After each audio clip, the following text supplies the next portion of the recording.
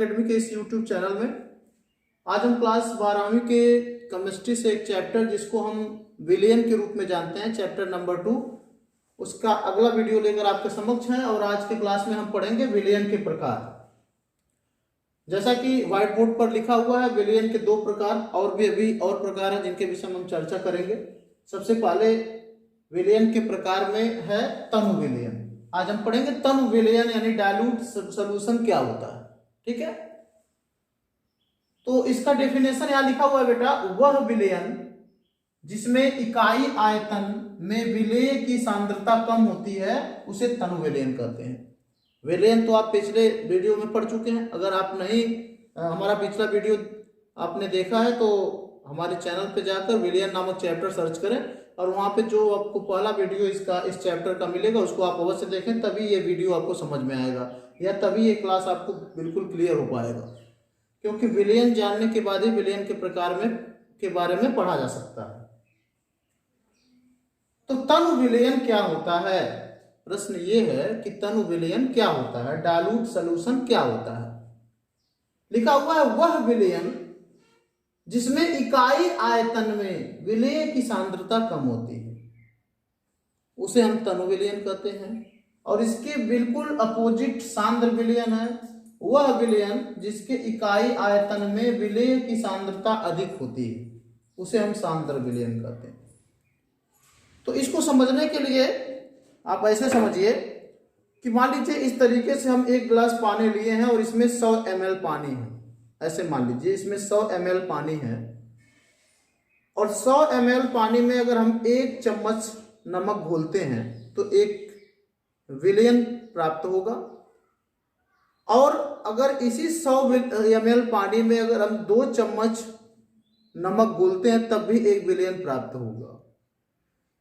तो 100 ml पानी में अगर 1 चम्मच हम नमक घोलते हैं तो जो विलयन बनता है उसको हम कहेंगे तनु विलयन है। और अगर 100 ml पानी में हम 2 चम्मच नमक घोलते हैं तब जो विलयन बनेगा उसको हम कहेंगे, उसकी अपेक्षा वो सांद्र विलयन है। सीधी सी बात है, मान लीजिए 1 लीटर पानी आपने लिया और उसमें 1 चम्मच नमक घोल दिया और 1 लीटर पानी में ही, अब यहाँ पे देखिए लिखा है ना इकाई आयतन। इकाई आयतन का मतलब 1 लीटर हो, 1 ml हो या कुछ भी हो, मतलब निश्चित हो आयतन, एकांक आयतन जिसको कह सकते हैं। तो अगर विलायक, अब इसमें आप लोग जानते हैं जो चीज अधिक मात्रा में है किसी विलयन में वो विलायक होता है। जैसे यहाँ पे अगर पानी और नमक का घोल है तो इसमें पानी विलायक होगा, ये पिछले वीडियो में मैंने आपको समझाया है।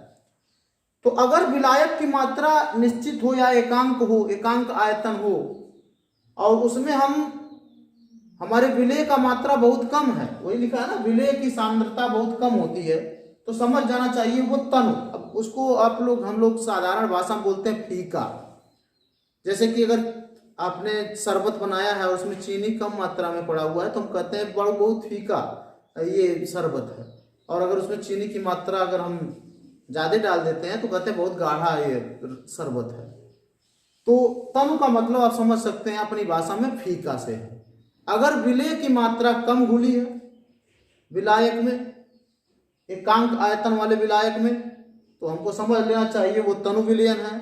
और अगर विलेय की मात्रा ज्यादा घोल दी जाती है उसी एकांक आयतन वाले विलयन में, विलायक में, तो हमको समझ लेना चाहिए कि उसकी वह एक सांद्र विलयन है।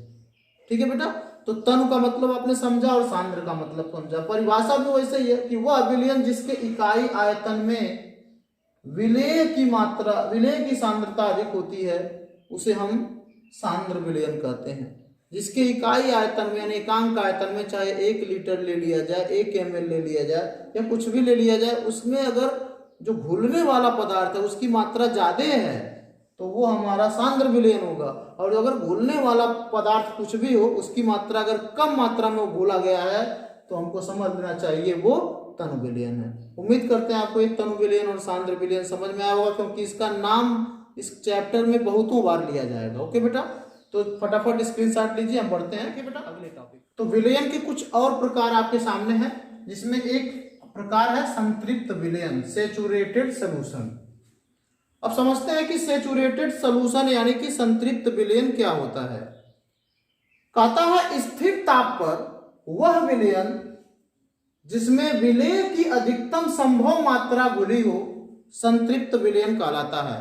कहता है स्थिर ताप पर वह विलयन जिसमें विलेय की अधिकतम संभव मात्रा घुली हो उसे हम कहते हैं संतृप्त विलयन। अब जैसे बेटा हमने ये पानी ले लिया है एक गिलास में और इसमें हमने नमक घोलना स्टार्ट किया, जैसे यहाँ पे हमने नमक लिया और इसमें हम जैसे घोलना स्टार्ट किए, इसको हम घोल रहे हैं तो देखिए नमक घुल गया, यहाँ पे एक विलयन तैयार हो रहा है।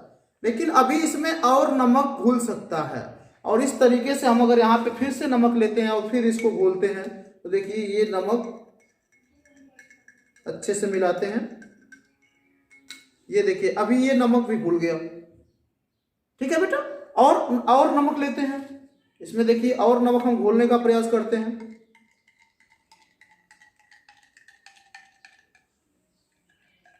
अब देखिए इस नमक को मैं कितना भी घोल रहा हूं, ये रहा, अब आप देख पा रहे होंगे इस नमक को मैं कितना भी घोल रहा हूं लेकिन इसके तली में ये देखिए इसमें इसके तली में नमक बच जा रहा है। कितना भी घोलेंगे तली में नमक बच रहा है, इसका मतलब नमक और ज्यादा इसमें नहीं घुल रहा है। इसका जो जगह है पानी के अणुओं के बीच का जगह है उन सभी जगहों में नमक समा चुका है और अधिक नमक घोलने पर अब इसमें नमक नहीं घुलेगा। इस प्रकार हम कह सकते हैं कि ये संतृप्त विलयन है। इसके जो पानी के अणुओं के बीच जगह है वो पूरी तरीके से भर चुका है, इसमें और अधिक नमक अब नहीं घोला जा सकता। ओके बेटा, इसको हम एक डायग्राम के द्वारा आपको समझाना चाहते हैं। जैसे मान लीजिए हम इस गिलास में ऐसे पानी लिए थे और ये पानी के अणु थे। आप जानते हैं कि जो ठोस होते हैं उनके अणुओं के बीच जगह ना के बराबर होता है, बट जो द्रव होते हैं ना बेटा उनके अणुओं के बीच में जगह होता है। मान लीजिए इनके अणुओं के बीच में जगह है, ये देखिए ये गैप है, ये जगह है।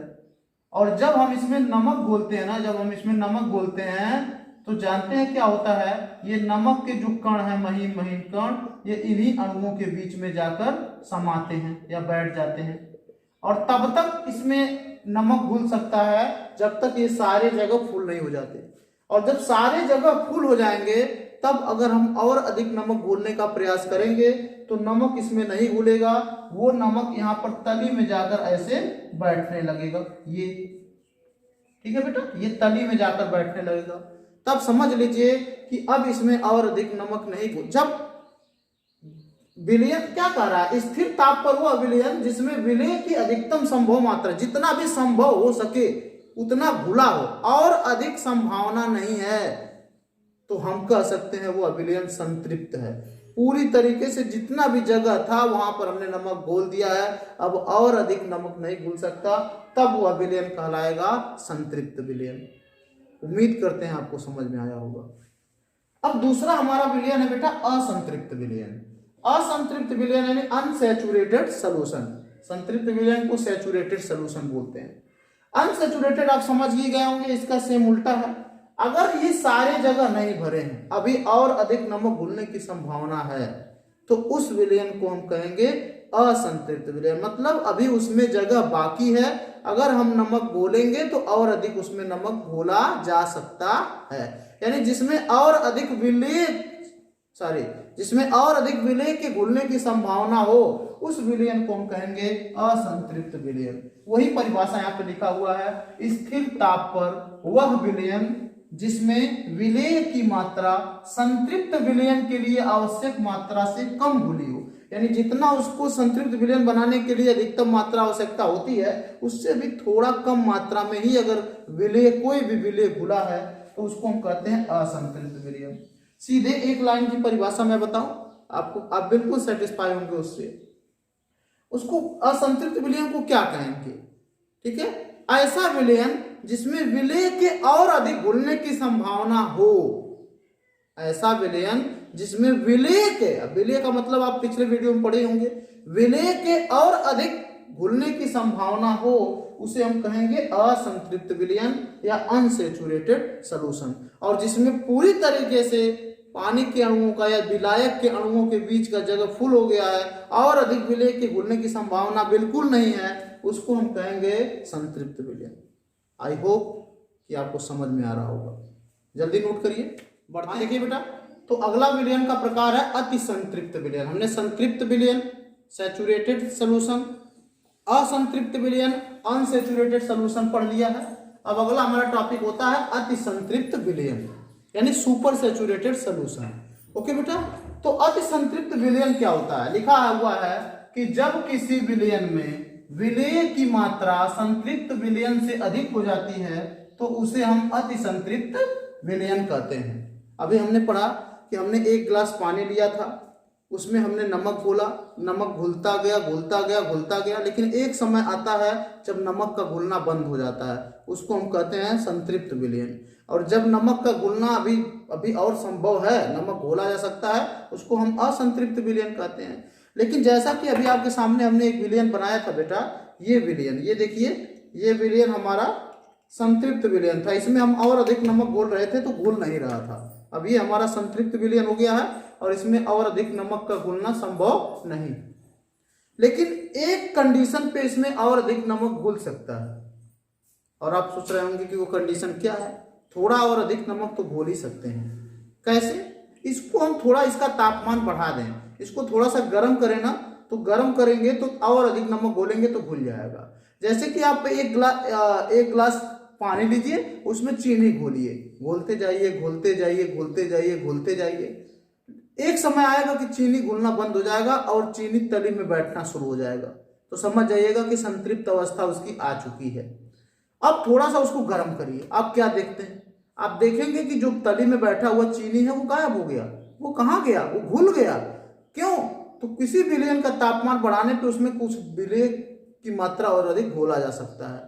तो वही कह रहा है कि जब किसी विलयन में विलेय की मात्रा संतृप्त विलयन से अधिक घोल दिया जाए, संतृप्त विलयन में जितनी चाहिए उतना तो था, अब उसमें थोड़ा सा और घोला जा सके, उस प्रकार के विलयन को हम कहते हैं असंतृप्त विलयन। यानी पेट भरा होने के बाद भी उसको खाना खिला दिया गया, ऐसे समझ लीजिए। पेट भरा हो उसके बाद भी खाना खिलाया गया तो उसको हम कहेंगे अति संतृप्त है। बहुत ज्यादा पेट भर गया, फट सकता है, अति संतृप्त विलयन। ओके बेटा, तो उम्मीद करते हैं कि आपको एक विलयन के जो भी प्रकार है वो समझ में आया होगा। मिलते हैं फिर अगले टॉपिक पर अगले वीडियो में। तब तक के लिए अपना ध्यान रखिए, और अगर अभी तक हमारे चैनल को आपने सब्सक्राइब नहीं किया है तो प्लीज़ सब्सक्राइब आवर चैनल।